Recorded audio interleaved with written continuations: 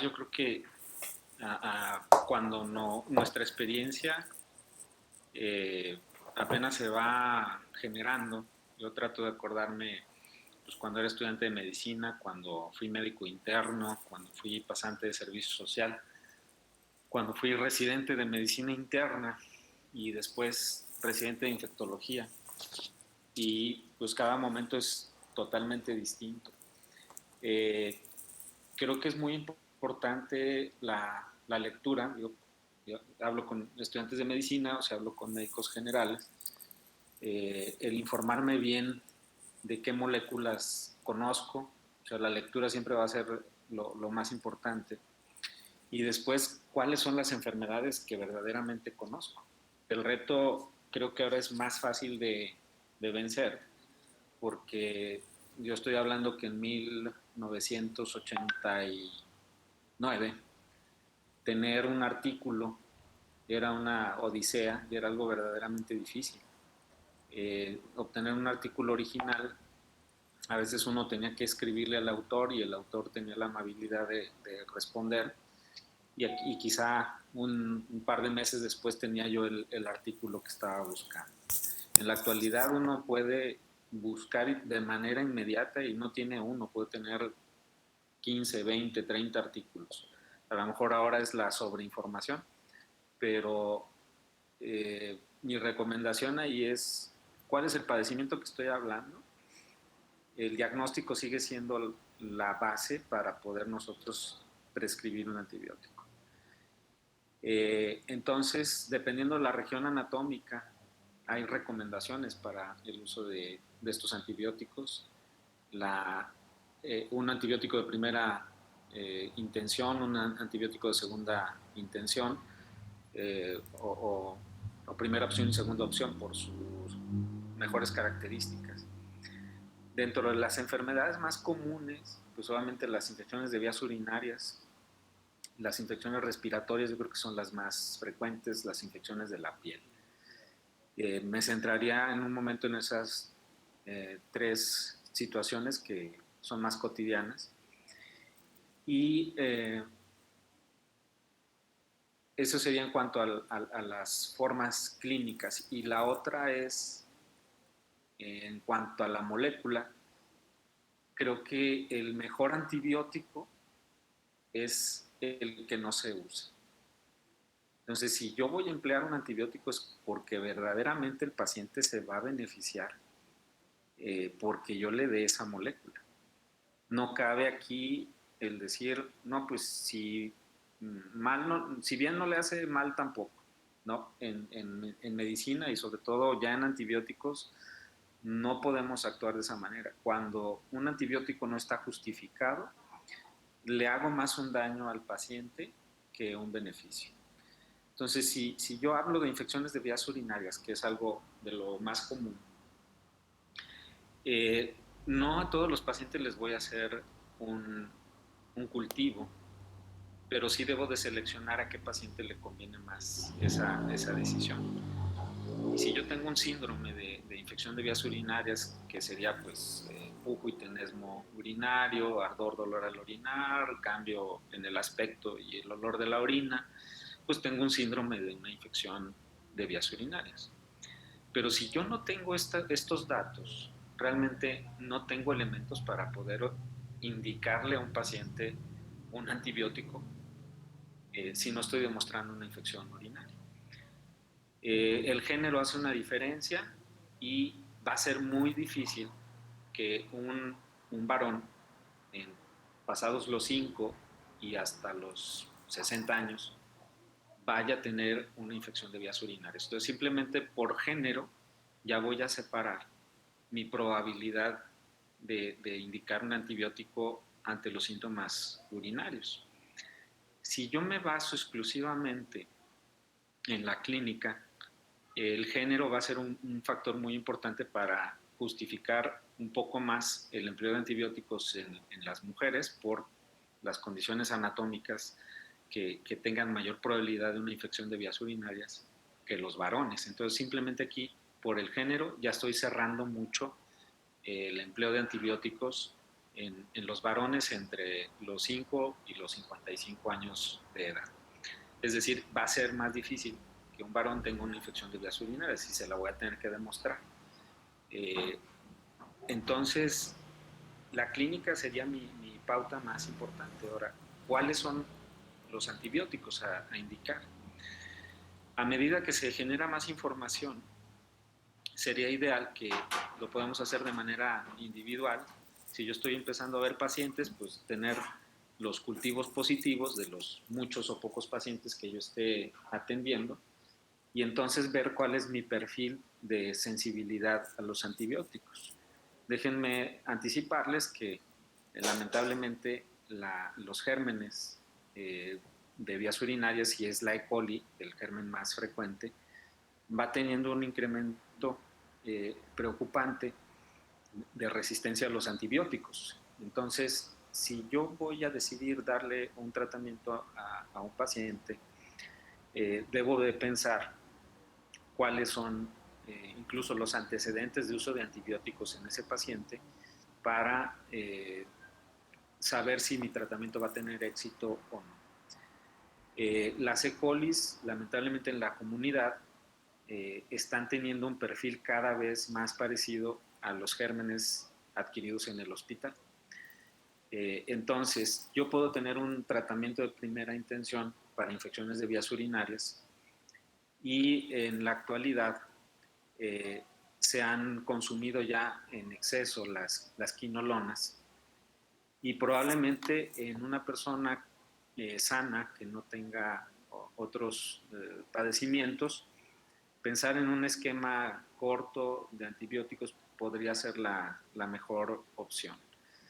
Las quinolonas, que son agentes que se pueden administrar en una sola vez al día con un espectro importante, lamentablemente están generando una resistencia bacteriana cada vez mayor.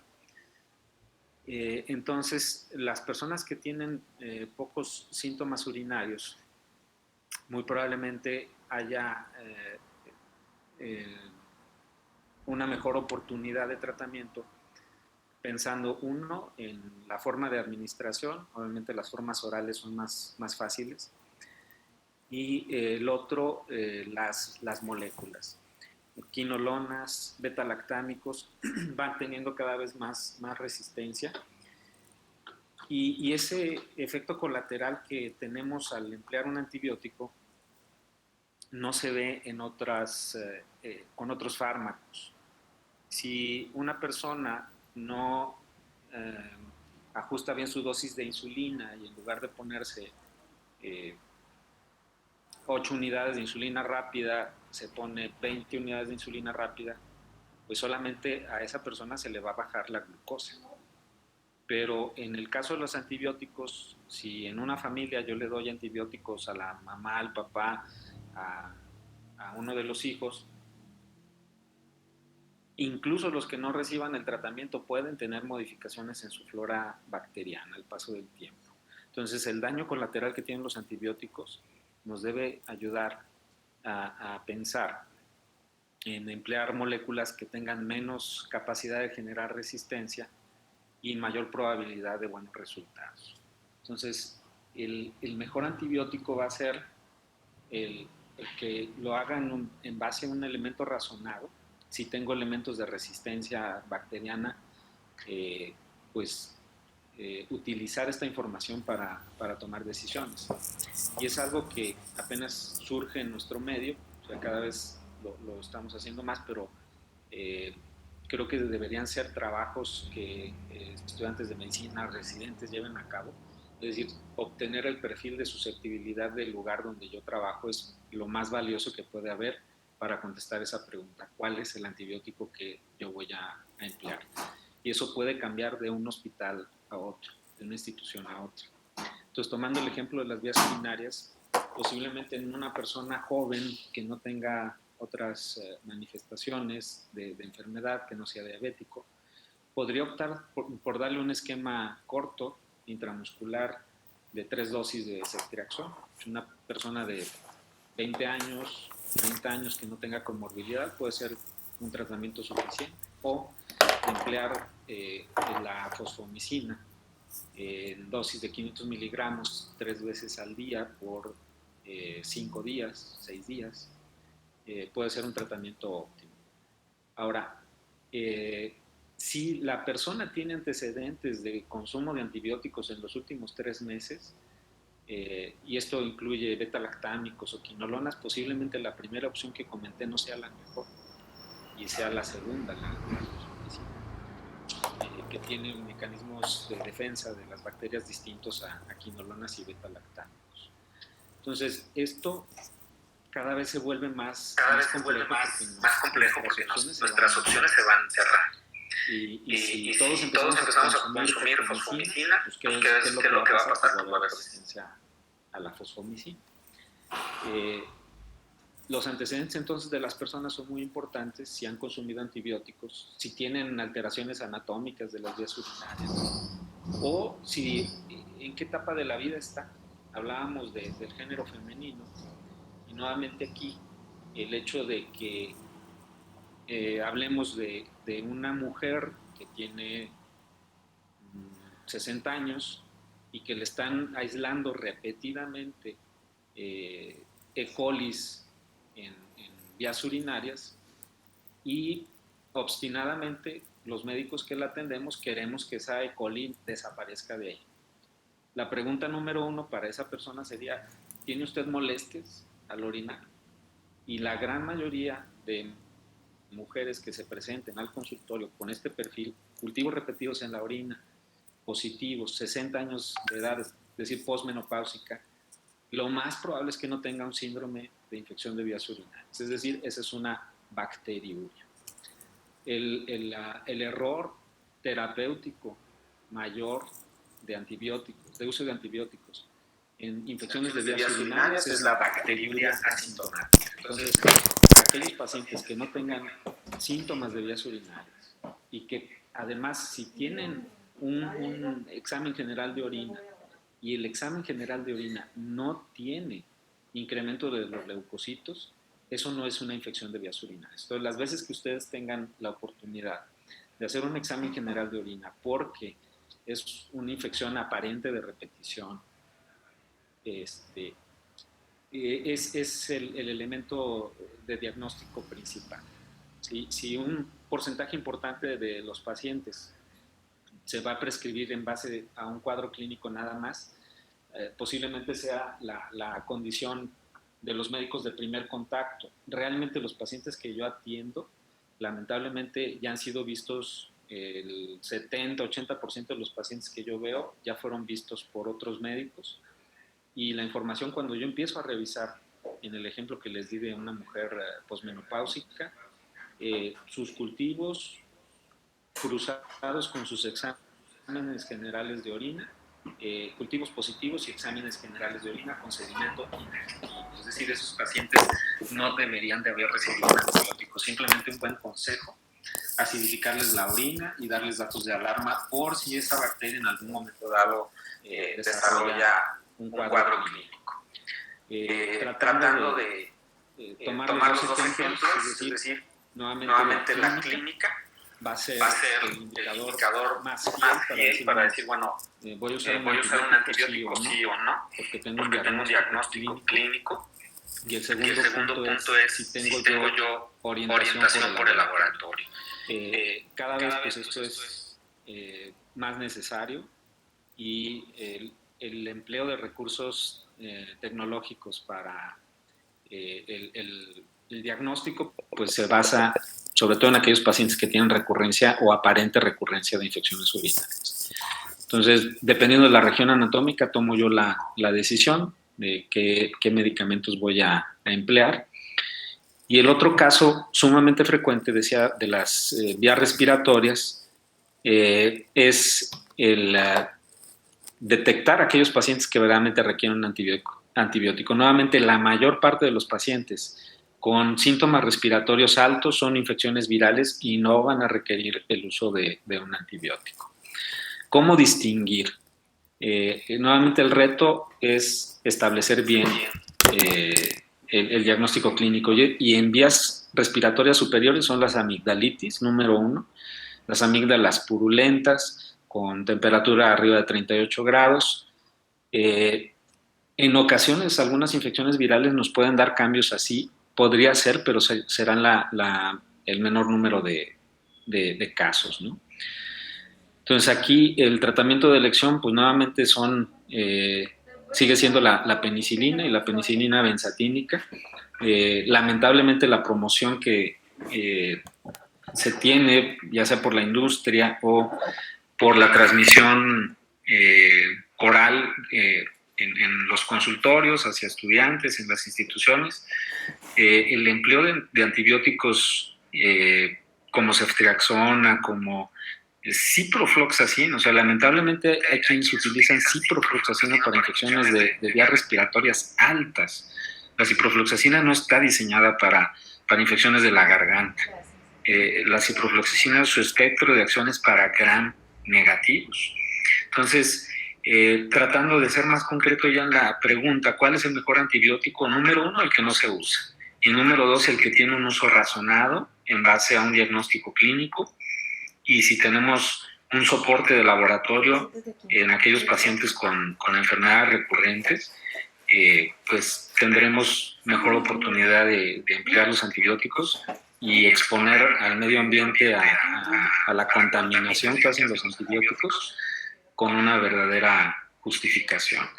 Entonces no sé si me he dado a entender, si me he explicado en relación a la pregunta, ¿verdad? Si la he respondido adecuadamente. Claro que sí, muchas gracias, doctor. Tenemos otra pregunta que se repite. Nos dicen que si está bien dejar de tomar un antibiótico cuando los síntomas mejoren.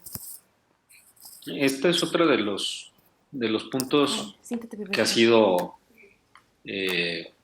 pues algo polémico para algunos, es decir, cuánto debe durar un tratamiento. Daba yo el ejemplo en el caso de las vías urinarias en una persona por lo demás sana, que incluso con 3 dosis puede ser más que suficiente. Entonces va a depender mucho de eso.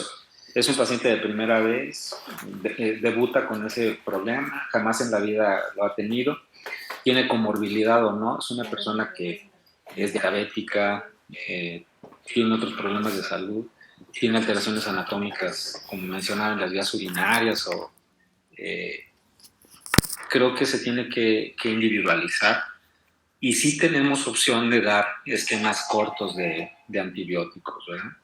Entonces, depende de qué estamos hablando, de qué estamos hablando para poder dar una respuesta un poquito más exacta, porque incluso en las apendicectomías también hay protocolos de un retiro temprano de antibióticos en apendicectomías, por ejemplo, ¿no? En apendicectomías no complicadas. Y quiero tomar aquí un punto en el uso profiláctico de los antibióticos, porque es donde más también se consumen antibióticos de manera no justificada. Y hablamos por la pregunta de la duración del uso de un antibiótico. Y si simplemente tomáramos en cuenta todos aquellos pacientes que son sometidos a un procedimiento quirúrgico en donde las profilaxis son de monodosis, el paciente debe recibir exclusivamente una dosis de antibiótico en la inducción de la anestesia, y ese es todo el tratamiento antibiótico que debe recibir un paciente. No se deberían de llevar los pacientes antibiótico a sus casas, y es algo que lamentablemente no se ha podido modificar en México, porque sigue habiendo un manejo afectivo de los antibióticos en lugar de un manejo efectivo de los antibióticos. Entonces, tomo ese ejemplo porque hablo de una cesárea. Una cesárea debe recibir una sola dosis de una cefalosporina de primera o segunda generación. Al momento de pinzar el cordón umbilical, se corta el cordón, el bebé ya no está unido a la mamá, se le pasa en ese momento 1 gramo de cefalotina, y eso es todo. Y la señora no se debería de ir con antibióticos a su casa. Un paciente va a una hernioplastía, Puede incluso no usarse antibióticos porque la única capa de la piel la única capa con bacterias que se toca es la piel y podría no recibir antibióticos. ¿De qué depende? Del índice o la tasa de infección en hernioplastías que tuviera ese hospital para usar o no un antibiótico. Un paciente va a una colecistectomía, es una dosis de una cefalosporina de segunda generación en la inducción de la anestesia y ese paciente, si no tiene colangitis, si no tiene algún problema que justificara un uso mayor de antibióticos, no debería irse con antibiótico a su casa. Los pacientes de ortopedia deberían de recibir por una prótesis de rodilla máximo 4 dosis de antibiótico mientras estén en el hospital y eso sería todo. ¿Cuál es la diferencia?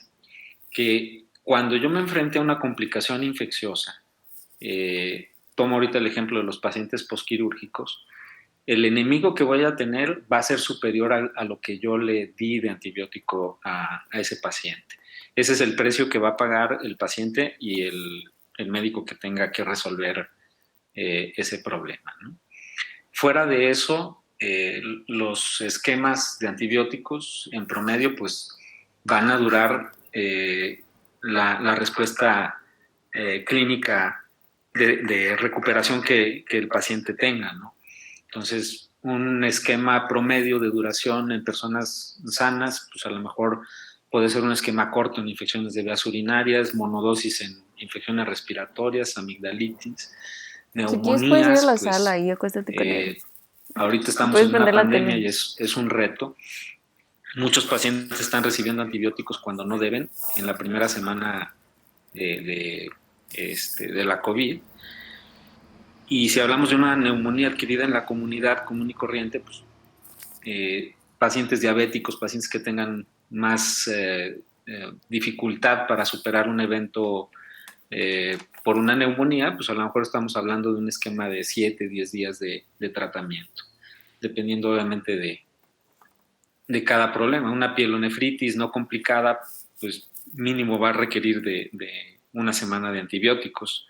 Pero si es un paciente diabético con más problemas de salud, tendré que ajustar el antibiótico al funcionamiento renal y pues a lo mejor la duración del tratamiento sí sería superior a una semana. Entonces, nuevamente aquí la clínica es importante y esquemas promedio, pues a lo mejor deben durar de 7 a 10 días en órganos vitales importantes como podría ser pulmón, riñón, infecciones de vías urinarias bajas. Yo me inclino más por esquemas cortos, ¿verdad? De 5 días, 6 días en personas previamente sanas. En personas con enfermedades subyacentes o recurrencias, yo creo que se tiene que individualizar el manejo. Muchas gracias, doctor. Tenemos otra pregunta. Raúl nos pregunta, ¿qué opina del espectro antiviral de la neomicina? ¿O piensa que es propaganda farmacéutica? Bueno, la neomicina se ha reducido mucho su empleo y prácticamente no sé en particular hacia qué virus estarían preguntando, pero realmente no ubico yo la neomicina dentro del espectro de los antivirales y el uso en este momento que acaso yo podría ubicar es en el manejo de la encefalopatía hepática. Fuera de eso realmente no tenemos un uso clínico justificado de la neomicina. En la actualidad forma parte de muchas soluciones de colirios oculares, pues principalmente, ¿no? Porque realmente como parte de los aminoglucósidos pues no tiene un sitio fuera de este que comenté, no tengo un uso justificado, ¿no?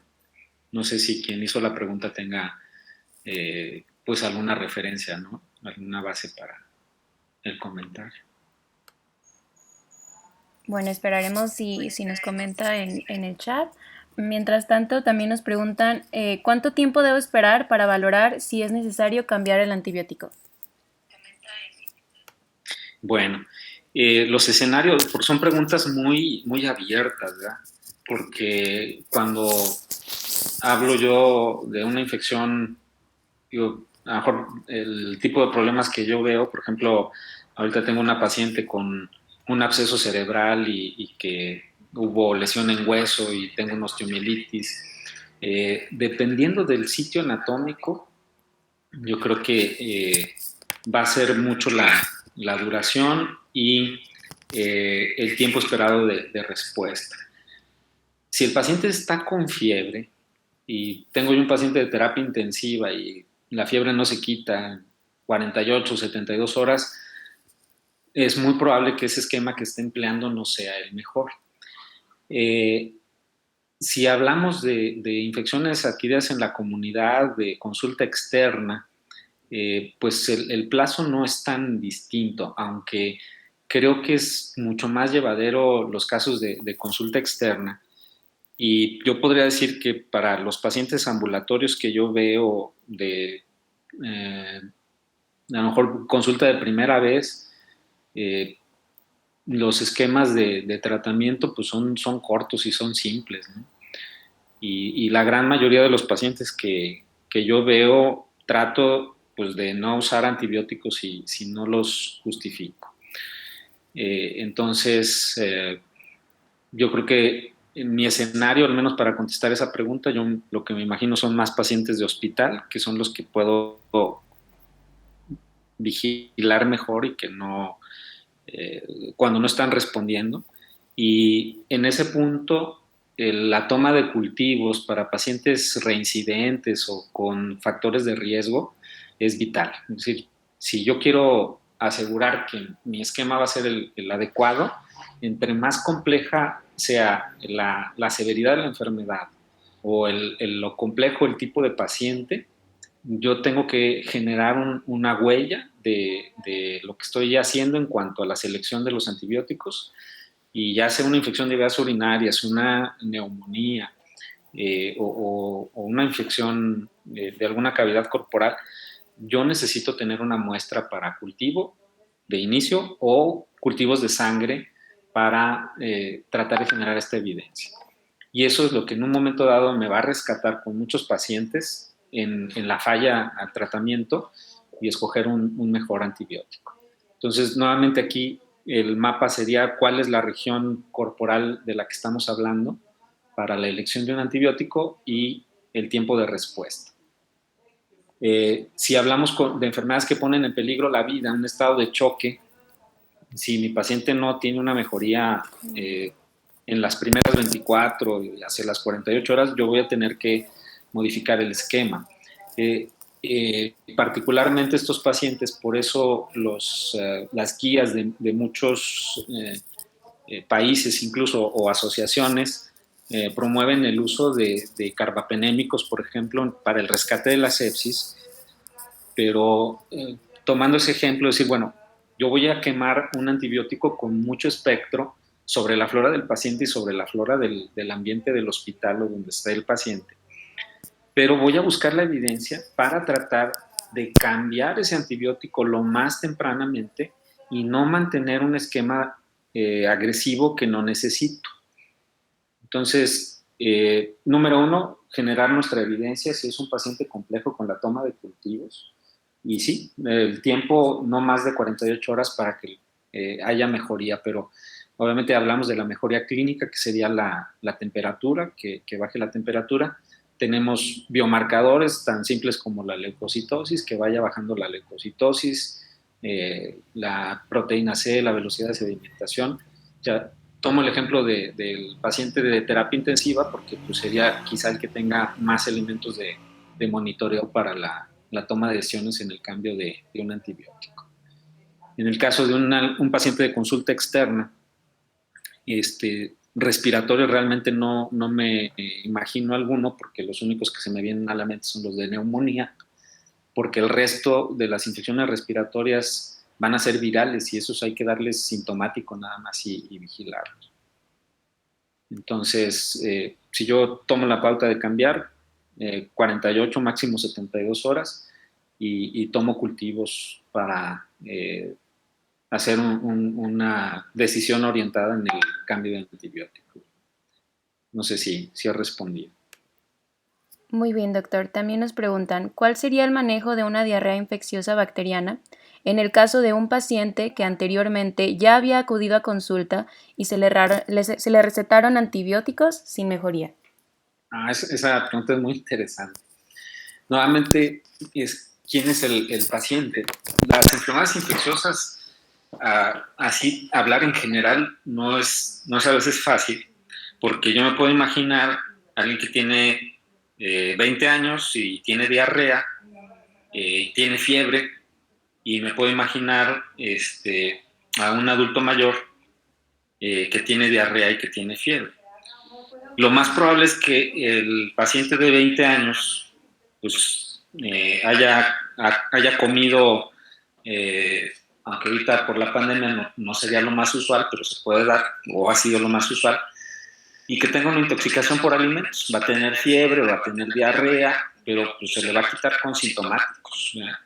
Prácticamente en un adulto joven con diarrea, mi sugerencia es primero hidrata al paciente, quita los síntomas y vemos. Fuera de la diarrea sanguinolenta, que se va a dar más o menos a los 3 días, 5 días después del contacto con un inóculo de salmonella o shigella significativo, que cada vez son menos frecuentes en nuestro medio. ¿Por qué? Porque el agua que ingerimos o está clorada o está embotellada, cada vez es menos frecuente. Y caigo en un punto, porque hablamos de la diarrea, el diagnóstico de salmonelosis peor orientado en este momento de la historia de la medicina, que pudiéramos fundamentar es en base a reacciones febriles.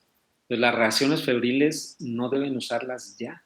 Se siguen empleando por mala costumbre y los laboratorios, pues si el médico las pide y pueden vender reacciones febriles, lo van a seguir haciendo, lamentablemente. Entonces, un adulto joven con diarrea, yo lo hidrato y le doy sintomáticos. Si no hay moco, no hay sangre en las evacuaciones, esa persona se van a curar 9 de 10 con los sintomáticos, ¿ya? Hidratación y sintomáticos. Pero si yo tengo un adulto mayor con diarrea, tengo que ver cuál es su historial. Menos común en el joven, en el mayor es más frecuente y debo empezar a pensar en este momento, por el alto consumo que estamos teniendo por la pandemia de antibióticos, en algo que se llama Clostridium difficile. Si no pienso en Clostridium difficile, nunca voy a hacer el diagnóstico de colitis pseudomembranosa hasta que esté el paciente con un colon tóxico y con mucha sintomatología. El espectro entonces entre el manejo sintomático en una persona joven y el adulto mayor que pueda tener Clostridium, pues va a haber otros agentes que no pensamos, que son las aeromonas, ¿verdad? Campylobacter de distintos tipos que pueden también producir eventos de diarrea y no pensamos en ello, ¿no? Entonces, no son para mí de primera instancia los antibióticos un agente de primera necesidad en el tratamiento de la diarrea aguda en los adultos.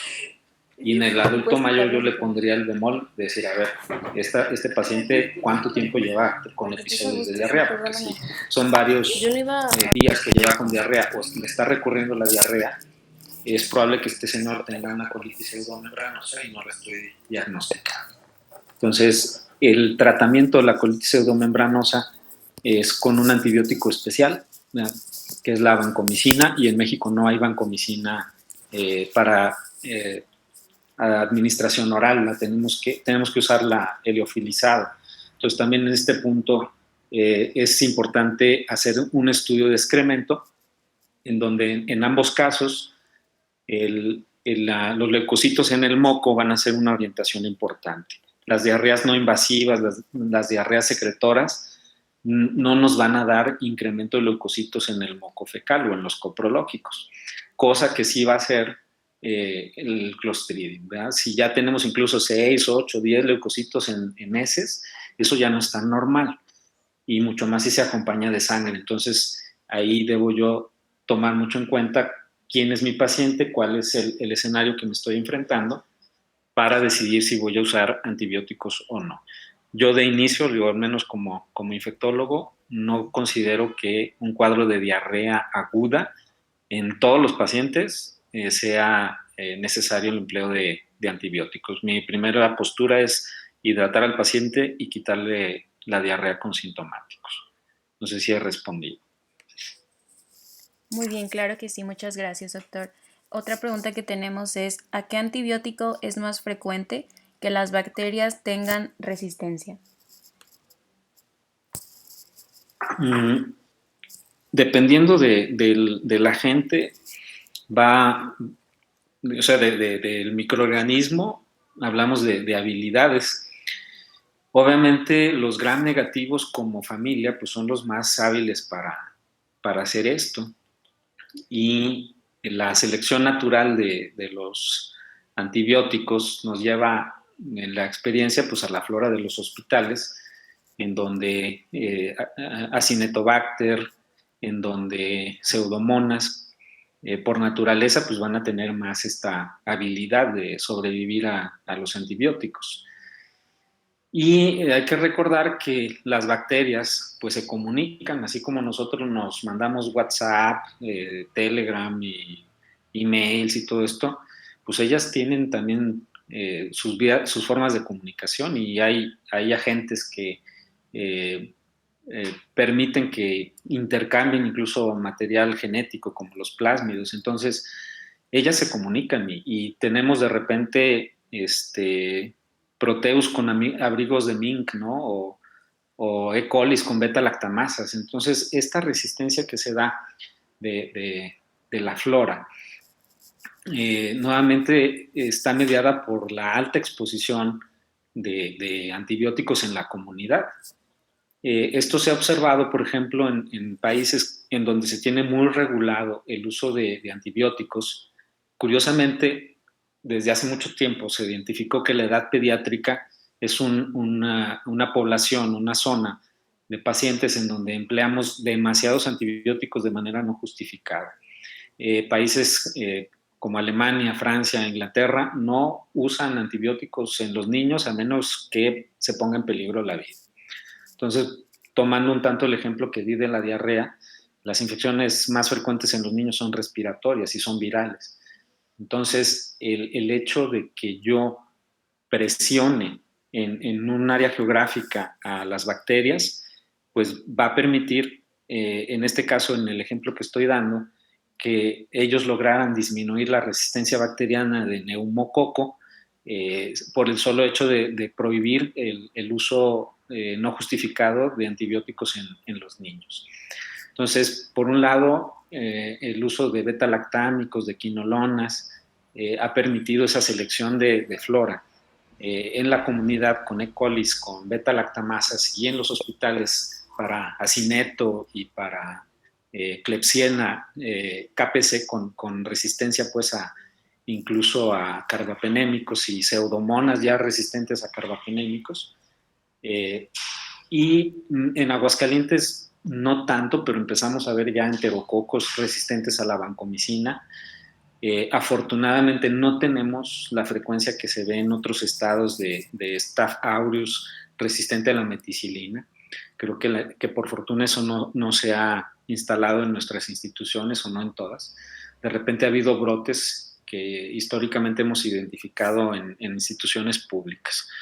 Entonces, la resistencia la vamos a ver mucho por la selección de antibióticos que se empleen en las instituciones y lo que nosotros estemos prescribiendo en nuestros consultorios. Entonces, nuevamente, el uso racional de los antibióticos es lo que en un futuro nos podrá permitir pues seguir teniendo un espectro de confianza, ¿verdad?, en la mayor parte de ellos. Muchas gracias, doctor. También nos mencionan, existen antibióticos que no necesitan de dosis prolongadas, a veces con eficacia de monodosis. Sin embargo, muchas veces la percepción del paciente es que es insuficiente lo que se le indica. ¿Qué estrategias usar para evitar el abuso de la medicación? Creo que algo que podemos empezar a hacer y desde que somos estudiantes de medicina, pues es establecer un buen vínculo de comunicación. A lo mejor históricamente fue más en mi época que había lugares donde los estudiantes podían ir a dar consulta y prescribían, ¿verdad? En algo que se llamaban dispensarios médicos, cosas así. En la actualidad, pues yo creo que puede ser todavía un consejo y orientación, por ejemplo, esto que estamos hablando, ¿no? De lograr satisfacer a alguien. O sea, a mí me preocupa que tengamos que satisfacer a los pacientes, como que no es nuestra misión, no es nuestro objetivo, y preferiría yo educar a las personas y a lo mejor trataré de cambiar esa etiqueta y lamentablemente el punto débil está en que diferimos mucho en este concepto, sobre todo en el uso de antibióticos. Y en lugar de decir, bueno, si otro compañero no le dio un antibiótico, yo sí se lo voy a dar o no se lo voy a dar. Yo creo que esa parte, el tratar de encontrar bien por qué sí se emplea o no se emplea un antibiótico y hablar más con el paciente, podríamos poco a poco generar una cultura comunitaria del verdadero fin del uso de los antibióticos. Yo cada vez me convenzo más de eso y ahorita con la pandemia me queda perfectamente claro en poco tiempo cómo hemos podido mostrar que muchas cosas de lo que hacemos no sirven. Y uno de esos es el sentimiento de que haciendo algo no reconocido, no aceptado académicamente, eso le está ayudando al paciente.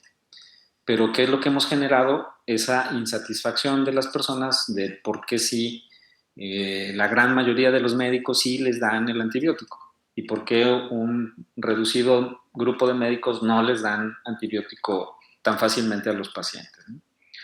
Entonces, mi invitación sería que no busquemos complacer a nuestro paciente, o sea, busquemos educarnos entre nosotros para poder educar a los pacientes.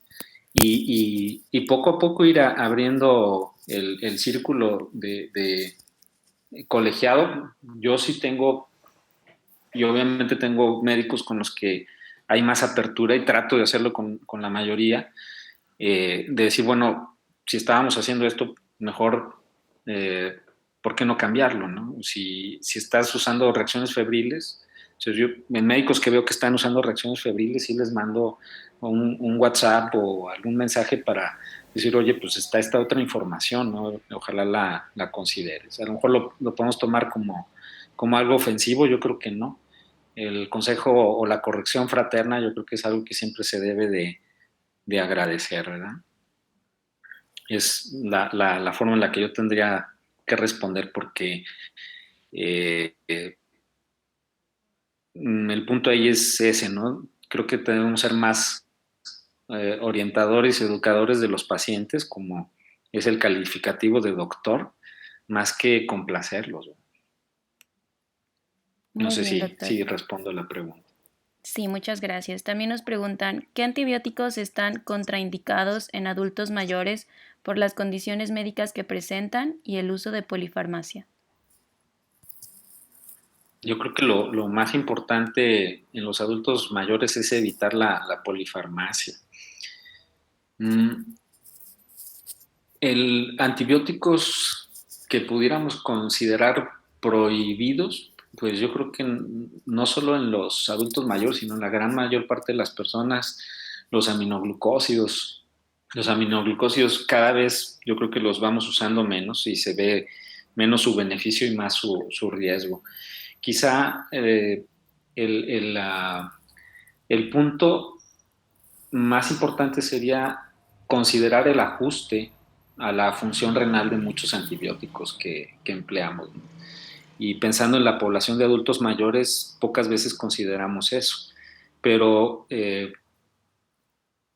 posiblemente siga siendo vigente. Alguien en alguna clase de nefrología me dejó una idea y es no tengo yo la referencia, pero se habla de que a medida que tenemos más edad, pues vamos perdiendo un porcentaje de nuestra función renal. Y alguien decía por ahí, a partir de los 40 años, considera que después de los 40 vas perdiendo por lo menos un 1% de función renal por año. Entonces, para mí no es una regla, sino es el aviso de que debo considerar el funcionamiento renal de mis pacientes para emplear antibióticos y cualquier droga que se vaya a eliminar por vía renal. Entonces, sean anticoagulantes, sean antibióticos, debo de considerar eso y limitar la polifarmacia. Como infectólogo o los infectólogos nos toca ver muchísimos pacientes así, o sea, pacientes que han sido vistos por muchos pacientes, y cuando no tenemos un diagnóstico vamos agregando fármacos a los pacientes, sí hacemos eso. Ese es el otro punto, y a lo mejor aquí voy a sacar algo que surge, o yo lo identifico más con la pandemia, y es la medicina sensible. Y la medicina sensible va más en esto que decíamos, ¿no? O sea, a lo mejor voy a invertir algo más de tiempo si platico con un paciente, pero quizá de 10 pacientes que les transmite un mensaje, ojalá en 5 logre impactarlo, ¿verdad? Y logre transmitir el mensaje.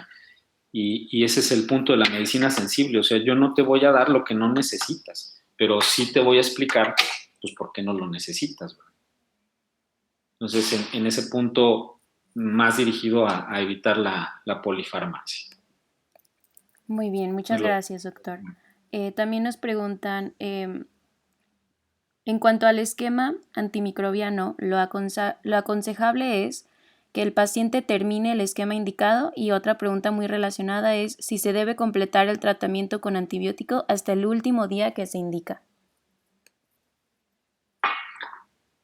Realmente, si no hablamos de enfermedades concretas, si hablamos de infecciones de vías urinarias, yo me ubicaría ahí. Pacientes sanos con un evento urinario aislado, pues es candidato a un esquema corto, ¿verdad? Pacientes con problemas de recurrencia de infecciones urinarias o pielonefritis, pues son candidatos a estudio más detallado, cultivos, examen general de orina, ultrasonido renal, vaciamiento de la vejiga, porque hay veces que no tomamos en cuenta que el hecho de que no se vacíe bien la vejiga puede ser una causa de infecciones recurrentes sintomáticas. Y obviamente, pues posiblemente el uso de más días de antibióticos, ¿no?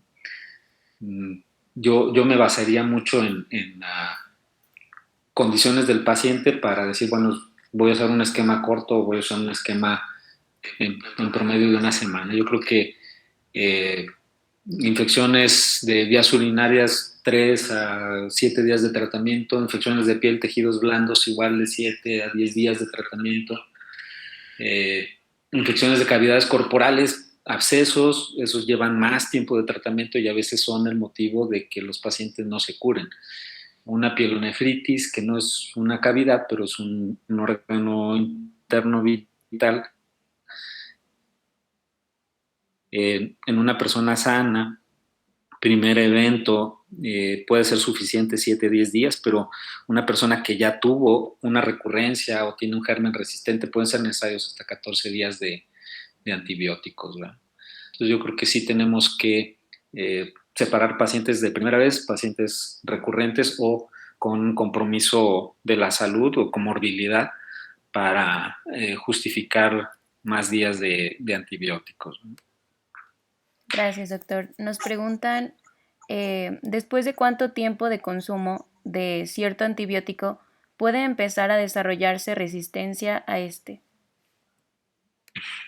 Bueno, las bacterias son seres vivos con una capacidad, pues a veces sorprendente, ¿no? Y sabemos que las bacterias, incluso a las horas de estar expuestas a los antibióticos, ellas ya van a empezar a hacer mecanismos para defenderse de los antibióticos.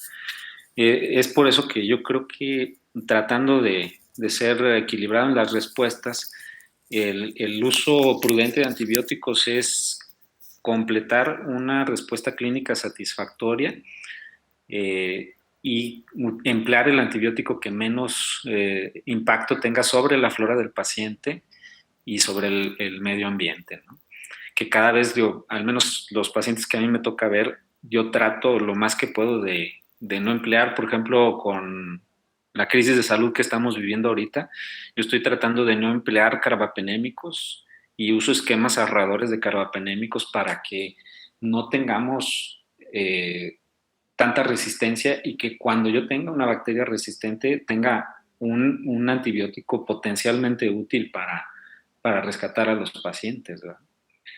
Entonces, en medida de eso, dependiendo de nuestro nivel de participación en el sistema de salud, pues debe ser la pauta, ¿no? Hay guías de recomendación de uso de antibióticos. Tenemos a la guía Sanford. La guía Sanford yo la ubicaría más en, pues obviamente un país primermundista, pero también ya se tienen guías nacionales. Creo que debemos de buscar esas referencias y sobre todo generarlas a nivel local, ¿verdad? En un tiempo en el Hospital Hidalgo estuvimos haciendo eso y pues es algo que debe hacer cada institución porque además son diferentes. Y vuelvo a lo que platicamos al inicio, en mi práctica individual sería ideal que yo revise cómo están los resultados de mis urocultivos que yo estoy generando para que en base a eso, a la población que acude conmigo, pues yo tenga una evidencia de por qué estoy empleando estos antibióticos, ¿no? Entonces se van a dar cuenta ahí que el crecimiento de las beta-lactamasas cada vez es más importante en vías urinarias. Yo creo que en común es lo que más nos va a llegar en una consulta externa promedio de medicina general o de medicina interna. Gracias, doctor. Ahora hablando un poco de antivirales, los antivirales, por ejemplo, los antirretrovirales que se usan en VIH, ¿también generan resistencia al tratamiento? Sí, claro. Pero lo que hemos aprendido con VIH es que eh, al momento actual podríamos decir que es un virus bastante noble, porque si el paciente toma bien el antirretroviral, las resistencias son muy esporádicas y la resistencia está llevada de la mano con el desapego al tratamiento. O sea, yo llegué a tener pacientes que estuvieron tomando el mismo medicamento durante 12 hasta 15 años, ¿verdad? Para que finalmente hiciera fallas. Estamos hablando de que si el medicamento antirretroviral se toma bien, la probabilidad de resistencia es sumamente baja. O sea, si el virus no venía ya resistente y que se tuviese que cambiar muy tempranamente, para mí en la historia de atención de pacientes con VIH, es más común encontrar un virus ya resistente al principio y tener que cambiar pronto el tratamiento por una falta de respuesta, que tener que modificar el esquema en un paciente que se toma bien el tratamiento. En los pacientes que tenían desapego al tratamiento, pues en 5 años ya les habíamos cambiado 3 veces el esquema, ¿no? Y eso pues va de la mano con un mal pronóstico en el caso de los antirretrovirales. Muchísimas gracias por su respuesta, doctor. Por el tiempo me parece que ya son las preguntas que se lograron contestar.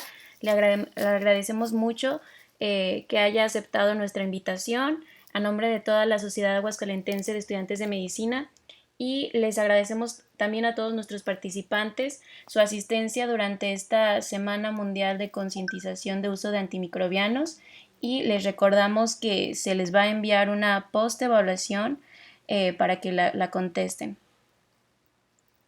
¿Podría hacer yo un comentario? Claro que sí. Ya que tienen esta, pues ahorita esta reunión, esta sesión, pues ese es el momento donde ustedes como estudiantes deben acercarse a las instituciones, a los laboratorios. Digo, al menos la orientación yo se las podría dar. Y en un momento dado, si a alguien le interesa hacer la revisión, yo tengo ahorita sobre todo la participación con laboratorios privados y podemos recuperar información de ellos y establecer tablas de sensibilidad a los antibióticos, ¿verdad? Que eso de manera local, o sea, para una región geográfica, para un estado, es oro molido. Ya, por ejemplo, hace algunos años hicimos una revisión del perfil de sensibilidad y los serotipos de neumococo en Aguascalientes. Y eso es un elemento muy importante para la toma de decisiones, para que los médicos conozcan la enfermedad, pero y cómo usar los antibióticos. Entonces, si alguien de ustedes tiene inquietud, pues lo podemos proyectar y trabajar con instituciones públicas y privadas, ¿verdad? En medida de la disponibilidad. Claro que sí, muchas gracias por su invitación y también a todos los participantes que tuvimos de otros países les hacemos esta misma invitación a que realicen estos muestreos a nivel local para que puedan llevar a un mejor uso de antibióticos y de antimicrobianos. Entonces, bueno, no sé si tenga algún otro comentario que quisiera hacernos. Yo creo que para estudiantes de medicina mi invitación principal es esa, generar información, generar conocimiento, es lo que más nos puede ayudar, en este caso, para el buen uso de los antibióticos. Sería yo creo que la manera más fructífera de contribuir en el uso racional de antibióticos y educarnos para educar a nuestros pacientes. Muchas gracias, doctor, por su asistencia. Entonces, con esto damos el final a nuestra semana de concientización de uso de antimicrobianos, agradeciendo a todos los participantes y los que hicieron esto posible. Hasta luego. Muchas gracias.